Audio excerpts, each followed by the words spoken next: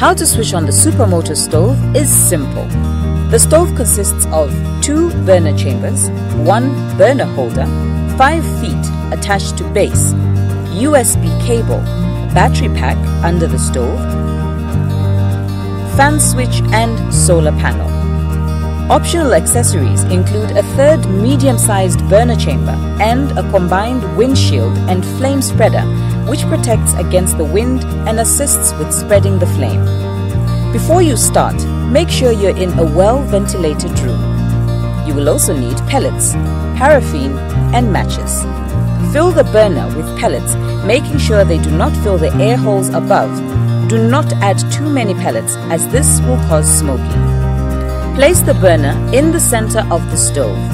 Sprinkle paraffin on the pellets, covering the top but do not use much. Carefully light up the pellets. Turn the fan to 0 and wait for the pellets to catch fire. Once flame is burning, adjust the fan speed to your liking. If the fire is too small and you're not done cooking, simply add 1 or 2 pellet chips to the flame.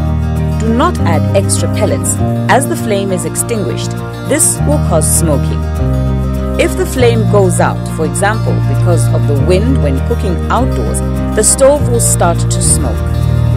Just light a match and throw it in the stove. The flame will start again. Extinguishing the flame. Once done cooking, attach the burner holder and slowly remove the burner. Switch the fan off and pour out used or glowing pellets onto a concrete surface or metal sheets. If you have unburnt pellets, pour them out in a way that separates the burnt from the unburnt. Save the unburnt pellets for later use.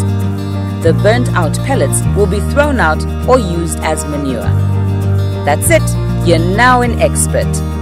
For more information, check Supamoto manual or call 2233 to talk to a representative.